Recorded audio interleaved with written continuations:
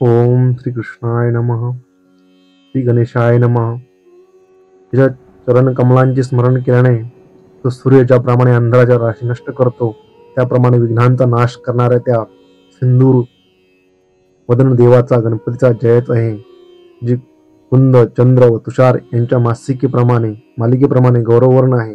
तिने शुभ्र वस्त्र धारण केले आहे. तिचा हस्तश्रेष्ठ अशा मुलीने शोभतो आहे. ती शुभ्र कमळावर बसली आहे. तिला ब्रह्मा विष्णू शंकर नित्य वंदन करतात. ती बुद्धीचे जाड्य मंदत्व पूर्ण करणारी भगवती सरस्वती माझे रक्षण करो, पालन करो. तिच्या कृपेने मुका वाक्यपटू होतो. तो पांगळा पर्वतावर चढून तो ओलांडून जाऊ शकतो. त्या परम आनंद रूप माधवाला मी वंदन करतो. आणि मित्रांनो, आपल्या चौथ्या अध्यायाला सुरुवात करतो. त्या अध्यायामध्ये मित्रांनो अतिशय महत्वाची गोष्ट ती म्हणजे हा जो उत्सव आहे, कृष्ण जन्माचा उत्सव, हा पूर्ण गोकुळात एक सर्वात मोठा उत्सव समजा, किंवा आपण संपूर्ण भारतवर्षामध्ये आपण हा सण साजरा करतो. गोकुळाष्टमी म्हणून साजरा केला जातो. कारण आज या आनंदरायाच्या घरी जो जन्माला आला आहे तो भगवान परमात्मा श्रीकृष्ण सोहळा आपण म्हणजे कसं घडलं, कसं काय, अगदी विस्तृतपणे पाहणार आहोत मित्रांनो. तर पुतना मावशीनं कशी फजिती करण्याचा प्रयत्न केला, हे सर्व गोष्टी ह्या आपल्या अध्यायामध्ये होणार आहेत मित्रांनो. ठीक आहे, तर आपण श्री गणेशाला नमन करून आपल्या अध्यायाला सुरुवात करूया आणि काय होतं हे पाहूया पुढे. ठीक आहे मित्रांनो. वैष्णवी मायाने कंसाला त्याच्या वैरी जन्मण्याचे सांगितल्यापासून त्याच्या जीवाला मोठा तो घोर लागून राहिला होता.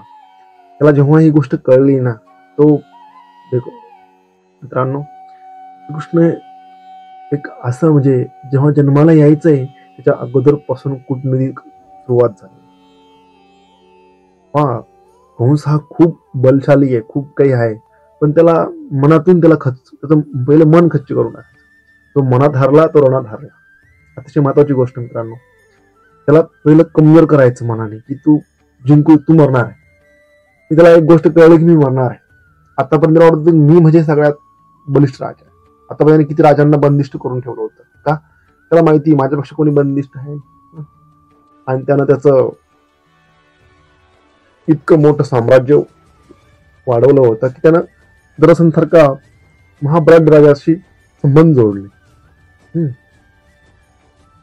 त्यांनी स्वतःची मुलगी जरासंधाला पत्नी म्हणून दिली गेली. त्याचं कारण काय की सगळ्यांवरती राज्य करूया, पूर्ण भारतवर्षावर राज्य करूया, इतकी मोठी सामर्थ्यवादी हा कंस तेव्हा त्या तत्कालीन काळातला. त्याला चोप देणं तोही पण भाषांना द्यायची नव्हती. त्याला सांगितलं, आकाशवाणी करून टाकली, तू मरणार आहे, कृष्ण अवतारात मरणार आहे, त्यात काही शंका नाही. त्याने कन्फर्म केलं मरणार आहे की नाही त्याला माहित नाहीये, पण भीती आली, मनात भीती आली म्हणजे म्हणून तसा विचार करतो तो. मृत्यूविषयी विचार करायला प्रत्येक वेळी तीच गोष्ट मरणार आहे, मी मला मारणार आहे, आलाय जन्मात आलाय, ही गोष्ट त्याला जाणीव करून द्यायची.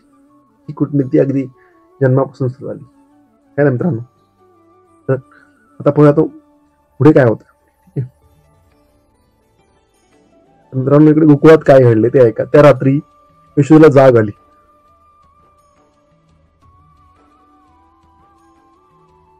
तेव्हा तिला त्या कुशीत पोहलेला बाळ चक्रपाणी दिसला. त्याच्या अनुपम सौंदर्याने तिच्या मनाला जणू मोहिनीच घातली.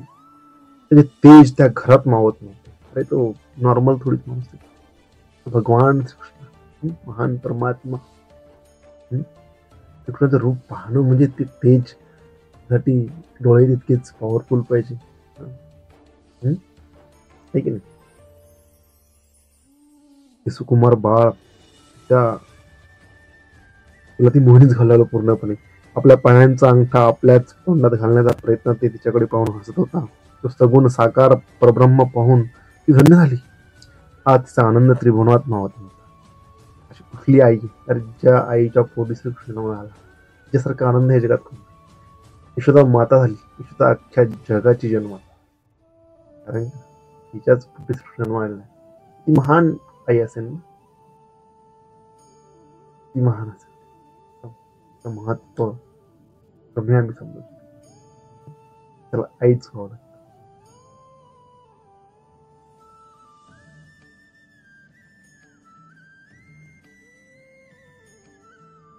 तिने त्या सावळ्या बालमृतीला हृदयाशी धरले, त्याचे हळवार मुखे घेतले, त्याच्या पावन स्पर्शाचे प्रशांततेचे अंतकरण वात्सल्याने भरून गेले.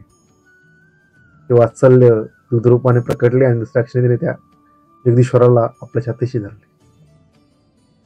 सकाळी यशोदेला मुलगा झाल्याची बातमी अख्ख्या गोकुळात पसरली. सकाळी सकाळी मुलगा झाला याची बातमी यार गोकुळ आहे आणि पसरायला त्यात नंदरायाच्या घरी हे महाराज आलेले आहेत. आपल्यावर काय नंदराजा हे एक तत्कालीन काळातली मोठी व्यक्ती आहे ना त्या गावामधली. रोहिणी आणि गवळणी बाळाला पाहण्यासाठी धावत तिथे आल्या. नंदाने अंगणात मोठी मंडप घातली. नंदराजा त्याने यादव कुळाचे उपाध्याय गर्गमुनी यांच्यासह अनेक विप्रश्रेष्ठींना बोलावून घेतले. मंगल वाद्य वाजू लागली. त्या नंदपुत्राला पाहण्यासाठी लोकांची रिगस लागली. आणि लोकांना आता काय लोकांना विषय हवाच असतो काहीतरी ना ठीक आहे. तर देवांनी आकाशात गर्दी केली होती. इकडं देव लोकांनी आकाशात है ना. मंग स्नान झाल्यानंतर नंद पुत्रमुख पाहण्यासाठी निघाला. पुण्यवाचन झाले. नंदने त्या बाल श्रेयला पाहिले, त्याला मध चाटविला. त्या वासुदेवाला पाहून त्याचे मन अन्नाने न्हावून निघाले. आपली अनंत जन्माची पुण्य एकदम फळास आली असे त्या नंदराजाला वाटू लागले क्षणाक्षणाला. हो ना यार कुठला अरे श्रीकृष्णाचं वडील व्हायचं भाग्य लाभतंय. अजून काय हवं तुम्हाला. आपण दर्शनासाठी आपापलंय तर त्याच्या नशिबात होतं की त्यांचा मुलगा म्हणून आलाय. आणि नंदराजा किती आनंद कुठे गगनात कसा मावेल त्यांचा आनंद. त्या आनंदात त्याने 2 लक्ष गायी दिव्य रत्न अलंकार व आभूषणे वाटली. हा काय आनंद आहे शेअरिंग आहे की नाही. नंदा घरी पुत्र जन्माला म्हणून गोकुळातील गवळ्यांनी अलंकार व आहेर देऊन त्यांचे शुभ चिंतले. गवळ्यांनी नवी उंची वस्त्रांकळ देऊन नटून तटून अक्षय बाणे घेऊन आल्या होत्या. त्यांनी यशोदेचे कौतुक केले. बाळाविषयी बोलताना त्यांच्या कौतुक शब्दांना अधिकच भर यायला लागला. त्या एकमेकींना सांगू लागल्या, सखी हा मुलगा किती बाळादार. अरे ते काय असाच कोणाचा पोरगा आहे का. त्या श्रीकृष्ण आहे भगवान श्रीकृष्ण. याच्याविषयी का नाही तुला वाटणार. याच्या पुढे सूर्याचे तेजही फिके वाटत आहे. हा उदार यशवंत कीर्तिवंत महान पराक्रमी होईल. मला तर दृष्टच हालत नाही याच्यावरून. काय देखणे रूप आहे. यशोदे तू मोठी भाग्यवान आहेस. भाग्यवंत होती ते यशोदा. तुझ्या बाळावरून जीवच ओळून टाकावं असे वाटते. तुझ्याची दृष्ट काढ बरे. ते ऐकून यशोदा मोहरून गेली होती. असं सांगितल्यावर कोण दृष्ट काढणार नाही की नाही. इतकं सुंदर बालक आपल्या घरात जन्म आलंय म्हटल्यावर दृष्ट काढणार. पण तो भगवान परमात्मा त्याला काय होणार आहे. त्याला कुठला शाप कुठले काय त्याच्यावरती परिणाम करणार नाही. चला तर पुढे जाऊया. त्यानंतर नंदाचे घर केशर कस्तुरी लाल चंदन आणि मोत्याच्या माळेने सुशोभित करण्यात आले. इथे एक रत्न पलंगावर यशोदा बाळाला मांडीवर घेऊन बसली. तिच्या सख्या तिच्यावर शुभ्र चांबरे ढळू लागल्या. आता अतिशय महत्वाची घटना घडते. हे सर्व तयारी जोरशोर चालू आहे जोरेश्वरानं.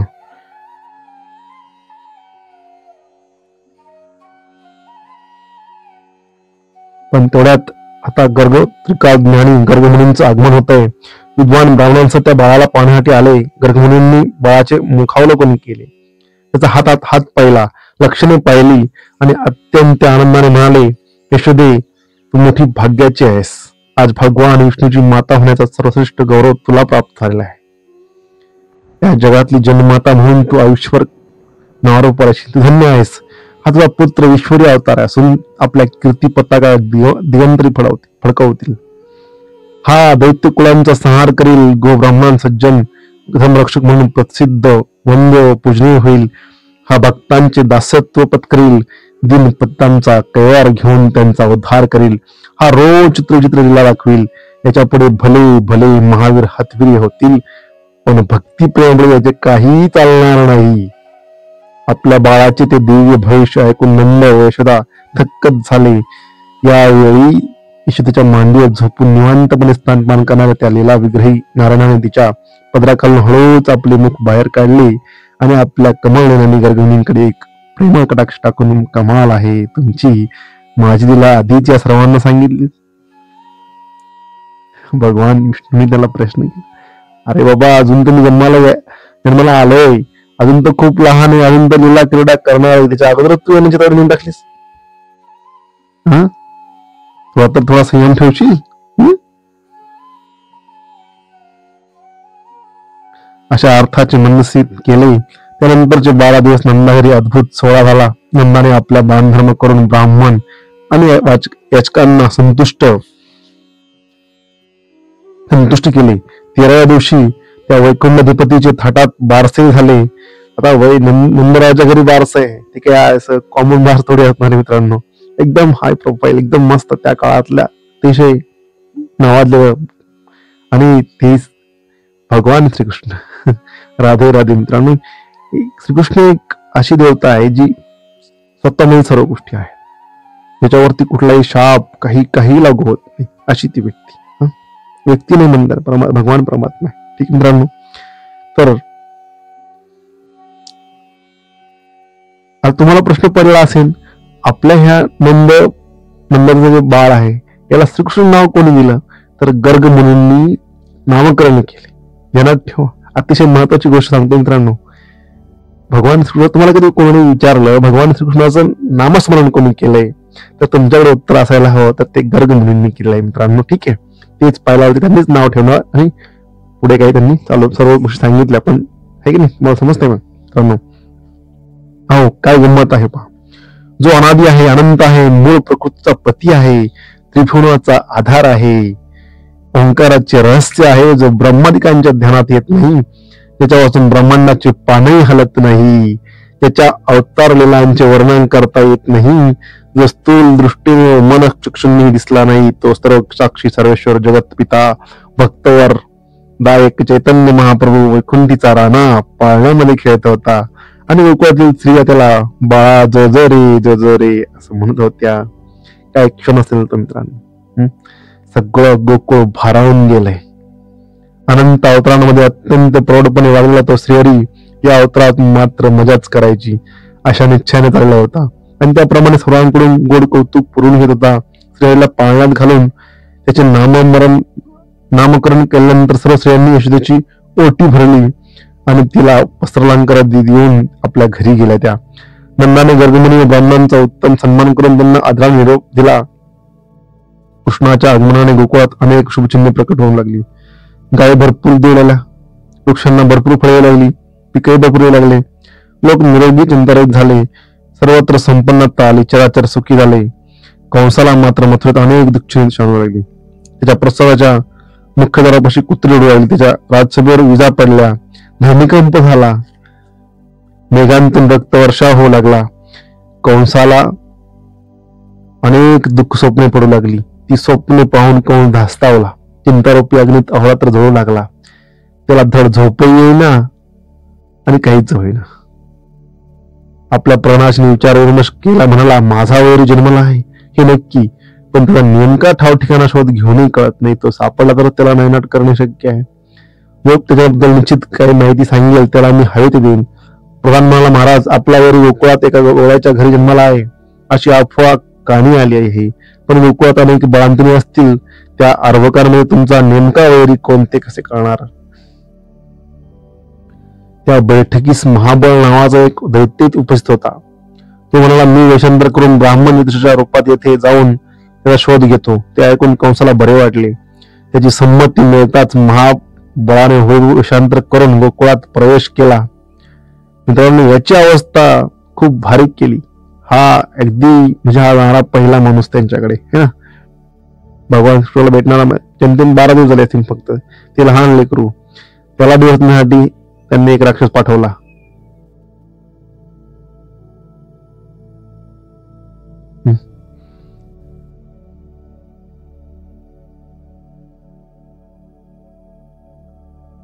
कशी परिस्थिती आहे.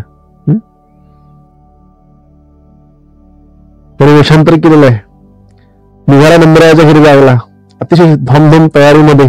कंसाने बोललो यार, आता कंसाने सांगेल त्याने की यार मी तर जाणार ते काहीतरी कार्यक्रम करून यार पूर्णपणे बाळाला घेऊन येतो. तशी भरपूर आश्वासन दिली असतील. वेषांतर हे लोक पडत असायचे त्यावर ते काळात. ठीक आहे, ते लोकांकडे कोणाकडे पुत्रजन्माचा सोहळा चालला आहे असे काही चौकशी केली. लोकांनी त्याला नंद गवळ्याचे नाव सांगितले. त्यावरून त्याने नंदाचे घर गाठले. त्याने चौकशी केली. माणूस कसं गावात गेलं की चौकशी करतात, कुठं बाळ जन्मलंय. त्यानं सांगितलं नंदराजाचं घर कुठे आहे. एक माणूस त्यांना घेऊन नंदराजाच्या घरी थेट पोहोचला. मित्रांनो, यशोदा कृष्णाला स्तनपान करत बाहेर बसली होती. महाबाळाने तिला मी सामुद्रिक शास्त्रात पारंगत आहे, भविष्य बनचूक सांगतो अशी स्वतःची माहिती सांगितली. या महाराजांनी तिथे जाऊन आपल्या यशोदा मातेला माहिती दिली की मी असं याच्यात पारंगत आहे, मी दर्शनशास्त्राचा अभ्यास केलेला आहे, तर तुमच्या बाळाचं भविष्य मी सांगू शकतो. यशोदेने त्याला बसण्यासाठी आसन दिले, त्याचा आदर सत्कार केला व म्हणाली, जर मी या माझ्या मुलाबद्दल शुभचिंतक भविष्य आधीच सांगितले आहे, आता तुम्ही काही सांगा. कृष्णाचे तेज पाहून महाबळाने हा मुलगा विलक्षण दैवी गुणांचा आहे हे तत्काळ ओळखले. त्याने त्याची जन्मतिथी विचारली. कुठलाही ब्राह्मण पाहायचं म्हणलं जन्मतिथी वेळ विचारतोच ना ब्राह्मण, तशी विचारली. पंचांग उडून आकडेमोडीचे नाटक करून म्हणाला, गर्गांनी केले भाकीत चुकीचे आहे. हा मुलगा मूळ नक्षत्रावर जन्माला आला असून याच्या पुढे केवळ तुमच्यावरच नाही तर संपूर्ण गोकुळावर भयंकर आपत्ती कोसळेल. हा बाळ नाही, तुम्हा सर्वांचा काळ आहे. याच्यामुळे गोकुळाचा आणि गोकुळाचा सर्वनाश होईल. तेव्हा याला जिवंत गाडणारे तुमचे कल्याण आहे. हे ऐकून त्याच्या हृदयात धस्स आले. त्याने कृष्णाला पटकन पदराडला पळवले. तिची अवस्था पाहून बाळकृष्णाने आपली अजाबीला दाखवली. त्याने कृष्णाविषयी चुकीचे बोलताच आड्याला टांगलेले शिंके तुटले. मित्रांनो, हा जो माणूस आहे, अगदी याची अवस्था तुम्हाला थोड्या वेळात कळेल. शिंक तोडलं पहिल्यांदा, लाटणं होतं पहिलं बाबाच्या दोन्ही डोक्यावरती लाटण्यानं प्रहार केला. घरातली एक एक वस्तू जाऊन प्रहार करू राहिली त्याच्यावरती. ठीक आहे मित्रांनो, दयाचे मडके दानकन त्याच्या डोक्यावर आदळले. त्यामुळे त्याला खोकं पडून जखमी होऊन भावा रक्त ओढवले. संतापील लाटणे मोठ्या आवेशाने त्या कपड्याच्या तोंडात उभेच शिरले. नंदाच्या घरातील पाट, देवारे, पाटे, वरवंटे, मजबूत खडवया, भारी कड्या, घन, कुदळी, कुऱ्हाडी त्याच्या अंगावर जाऊन त्याच्यावर चहूकडून तुटून पडल्या. अजून भगवान श्रीकृष्ण बाळकृष्ण गोकुळात अगदी 12वा-13वा दिवस आहे. फक्त 13व्या दिवशी मित्रांनो, 13व्या दिवशी हे आलाय. अजून जन्माला यायचं आहे. भगवान श्रीकृष्ण आहे. अडचणी पहा कुठून सुरू झाल्यात. अजून धडसं बोलताही येत नाही त्यांना. तर मम्माही नाही, काहीच नाही, फक्त रडायचा आवाज आहे, फक्त किलकारी, स्माइल, बस, बाकी काहीच नाही. इतकी नाजूक अवस्था, त्यातही ही माणसं त्रास द्यायला तयार, अगदी वेषांतर करून, है ना. बाबाची अवस्था वाईट झाली पूर्णपणे. बाबाला जे येऊन ते मारवलं. बाबाला काय करावं, काय बाबाला एकच ऑप्शन उरला, फक्त पळ काढणे. न पळ नाही काढता तर इथंच मरण, हे त्याला दिसू लागलं. त्याने प्रयत्न करूनही त्या गोष्टी समोर येत नव्हत्या, है ना. तो श्रीकृष्णापर्यंत पोहोचूच शकत नव्हता. चुकूनही घरातली प्रत्येक वस्तू, त्याचे धोतर तुटले, शेवटी जाणे तुटले, पंचांगही तुटले, अंगात पळायची शक्ती असून तो जीव वादनासाठी लग्नातच पळत सुटला. त्याची दयनीय अवस्था पाहून गवळी भली खोड मोडली असे म्हणून आनंद नाचू लागले. तर गवळीने कृष्णाविषयी अभद्र बोलतो, आग लागून मेल्याच्या तोंडाला, असे म्हणून त्याच्या नावाने कडकडा बोटी मोडू लागल्या. नंदागरच्या वस्तूंची महाबळावर पार गोकुळा बाहेर पिटाळले. त्याने कशी बशी मथुरा गाठली आणि कंसापाशी जाऊन कणत कुथत वृत्तांत सांगितला. बरे बाबा, हात जोडतो, तू ज्याला मारण्याचा प्रयत्न करतोय, ज्याला सांगण्याचा प्रयत्न करतोय की तिथे जाऊन ते करा, तो त्याच्या आम्ही आसपास पण नाही. शरणांगती पत्करली आहे त्या राक्षसाने. महाराज, निर्जीव वस्तूंची सजीव होऊन मला मारणे ही मानवी कर्तृत्व नाहीच. गोकुळात नंदाच्या घरी साक्षात तुमचा काळ वाढतोय, सांभाळा. मनातून पूर्णपणे खच्चीकरणच करायचं कंसाला. कंस मी जायच्या अगोदर कंसानं 80% मेलेला असावं, हे श्रीकृष्णांचं, ही त्यांची कूटनीती आपल्याला प्रत्येक माणसाला आयुष्यात शिकण्यासाठी आहे. ठीक आहे मित्रांनो, हे ऐकून कंस दचकला. वैराच्या ठाव ठिकाणा समजला होता, पण त्याचे सामर्थ्य पाहून त्याचा घात करायचा कसा, हाही मोठा प्रश्न होता. मित्रांनो, सामर्थ्य कळलं, भगवान श्रीकृष्ण आहे, समजायला काय लागतंय. नाव काफी, नेहमी काफी आहे. झोप उडाली त्यांची, असं काय विचार करतो मित्रांनो. झोप तोडून दिली त्याची, काहीच नाही राहिलं त्यांच्याकडे. ठीक आहे. कंसाची अवस्था पाहून आश्रयासावलीत पुतना नावाची राक्षसीन पुढे आली. तिला मायावी विद्या अवगत होती. हे पुतना राक्षसी ती म्हणाली, कंसा, मी तुझ्या शत्रूंना शोधून काढते आणि त्यांना स्तनापणावर विषप्रयोग करून ठार मारते. त्यानंतर तिने वेषांतर केले आणि नाना तऱ्हेचे षड्यंत्र सरांकर घालून रंभेसारखी नटून कंसाकडे आली. कंसाने तिला गौरव केला व म्हणाला, पुतणे, तू गावोगावी जाऊन तेथील बालकांना मारून टाक. त्यातही कोणी माझा वैरी असू शकतो. आपल्या कोणत्याही परिस्थितीत निष्काळजी राहून चालणार नाही. दुश्मन गाफील ठेवायचं, पण आपण मात्र गाफील नाही राहायचं. ही रणनीती होती कंसाची. मग काय विचारताय. उलट्या काळाचा पुतना आणि उत्साहाने कामास लागली. गावगावातील नवजात प्रकारांना विषारी दुग्धपान करून लागली. ती नेमके घर सोडून बेगडे घर घुसायची. तिच्या वेषांतराने तिच्या मुखातील मातृसुलभ वात्सल्यभाव पाहून तिला कोणी अटकच करीत नसे. याचा फायदा घेऊन ती कोणालाही संशय घेऊन न येता गुप्तपणे बालके मारायची. अशा प्रकारे बालकांची महामारी होऊन हिंडणारी पुतना एके दिवशी आली आपल्या नंदरायाच्या घरी गोकुळात. कुठे तर येऊन धडकली यशोदेला. ती बाळकृष्णाला पाहण्यासाठी आलेली गोपीच वाढली. पुतना हलकेच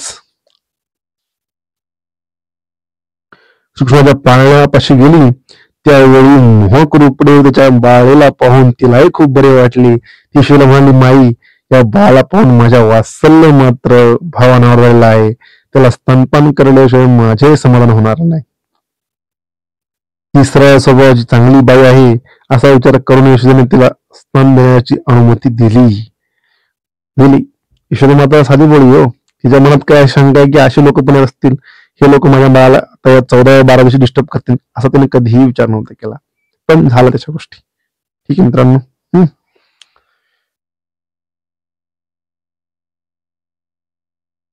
पुतणीने बाळाला उचलले आणि त्याला आपल्या स्तनाशी धरले. तोही आपला एक हात तिच्या खांद्यावर ठेवून मोठ्या आवडीने स्तनपान करू लागला.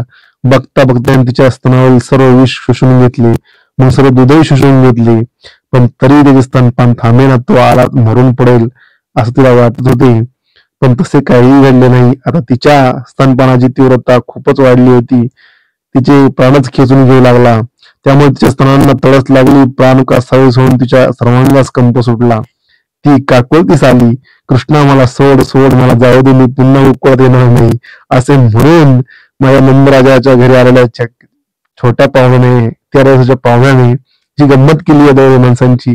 एक तर पहिला राक्षस आला, त्याची अवस्था अशी कवायत करून सोडली, आणि आज दुसरी व्यक्ती आहे आणि ती म्हणजे पुतना राक्षसी. मी पुन्हा गोकुळात येणार नाही असे म्हणू लागली. बोलता बोलता ती मूर्छित पडली, पण कृष्णाने तिला सोडलंच नाही. त्याने तिचे प्राणच ओढून तिला मुक्ती दिली. कृष्णाच्या हातून मरण आले. त्या पुतणीच्या मागेचे काय वर्णन करावे. दोघांनी तिला धन्य केले हेच खरे. मरताना पुतणीला तिने तिचे राक्षस स्वरूप पुन्हा प्राप्त झाले होते. यशोदा घरात आली तेव्हा गतप्राण अवस्थेत अस्ताव्यस्त पडलेल्या त्या राक्षसनीला पाहून तिची किंकाळात फोडली. ती ऐकून गवळ्यांची त्वरेने धाव घेतली. समोरचे भयंकर दृश्य पाहून तेही थबकले. गवळींनी थराथर कापणाऱ्या यशोदेला धीर दिला. एका गवळ्याने श्रीकृष्णाला पुतणीच्या अंगावर उचलून तिच्याकडे दिले. तेव्हा त्याला त्याच्या हृदयापाशी कवटाळून ती हुंदकी देत रडू लागली. श्रीकृष्णाच्या चिंतेने गवळी नाही रडू कोसळले. त्यांची भक्ती हे एक आश्चर्यच होते. अरे, कोणत्या आईला वाटणार नाही असं. मुलगा आताशी 12 वर्ष झाला असेल, त्याच्यावर 2 संकटे आली. संकटातून बाहेर काढलं, पण भीतीचं काय होतीच ना मित्रांनो. त्यांची भक्ती एक आश्चर्य होते. त्यांनी कृष्णाला कोणतीही नजर लागू नये म्हणून त्याची दृष्ट काढली. त्याच्या काळात मंत्रला डोळा घातला. कृष्णावर आणि गोकुळावर येणाऱ्या संकटांची नांदी झाली होती. आता श्रीकृष्णाच्या अंगी अलौकिक ईश्वरी सामर्थ्य आहे असे वाटून यशोदा त्याला जीवापाड जपू लागली. तर मित्रांनो त्यामुळे आपल्या आयुष्यामध्ये आईचं महत्व खूप इम्पॉर्टंट आहे. कारण आपला पहिला गुरु आईच असते, हे ना मित्रांनो. चालेल, ठीक आहे मित्रांनो. तर ह्या व्हिडिओमध्ये आपण अतिशय महत्वाचा पार्ट आणि अतिशय म्हणजे आपला बाल गोपाल बाल श्रीकृष्ण गोकुळात आगमन झालेलं आहे. आणि आगमनापूर्वी फक्त जेमतेम 12 दिवस झाले असतील किंवा 13 दिवस झाले असतील, है की नाही मित्रांनो. तर ह्याच कालावधीमध्ये त्यांच्यावरती कित्येक हल्ले असतील. 2 हल्ले तर मोजकेच आहेत. या सर्वांना उत्तर दिलं श्रीकृष्णाच्या लहान बाल रूपानं अरे तेरे सत्त बाळ काय असणार आहे, पण उत्तर मात्र खूप छान दिलं. पुतमान येऊन गेली तिच्या घरी. आणि दुसरी गोष्ट, ते आपलीच माणसं आहेत मित्रांनो. आणि ज्यावेळेस आपली माणसांची रूप घेऊन त्या लोकांनी इतका घात केला कंसाच्या, तर तो कंस कसा असेल, घातकीच असणार आहे मित्रांनो. त्यामुळे अशा लोकांपासून हमेशा सावध राहायचं मित्रांनो. आता पुढचा अध्याय मित्रांनो, 5वा अध्याय आपण सुरू करणार आहोत. तो आपण पुढच्या टप्प्यात पाहूया. ठीक आहे मित्रांनो. आता जर तुम्हाला माझी ही कहाणी, हे कथासार तुम्हाला आवडला असेल तर मित्रांनो नक्कीच कमेंट करून सांगा की कसा वाटला तुम्हाला. तुमचा अभिप्राय अतिशय महत्त्वाचा असेल, चांगला वाईट दोन्ही पण सांगा. म्हणजे जर माझ्यावरती वाईट कमेंट केला तर मला यातून एक प्रेरणा नाही की मी इथे चुकतोय आणि त्यातून मी सुधारणा करायला पाहिजे. आणि चांगली कमेंट केली तर अतिशय बल्ले काही प्रॉब्लेमच नाहीये. ठीक आहे मित्रांनो. तर आता पुढच्या अध्यायात आपण शक्तासुराचा वध, श्रीकृष्णाच्या बालेला, तृणावताराचा वध, अशा गोष्टी पाहणार आहोत मित्रांनो. चला ठीक आहे, आपण ह्या व्हिडिओला याच ठिकाणी पूर्णविराम देऊन मित्रांनो, जर तुम्हाला माझा व्हिडिओ आवडला असेल तर नक्कीच लाईक करा आणि सबस्क्राईब पण करा. आणि शेजारी असणाऱ्या त्या बेल आयकॉनवरती क्लिक करून, म्हणजे माझे जे नवीन नवीन व्हिडिओ बनवणार मी ते तुमच्यापर्यंत आपोआप पोहोचतील अशी मी आशा बाळगतो मित्रांनो. ठीक आहे, थँक्यू.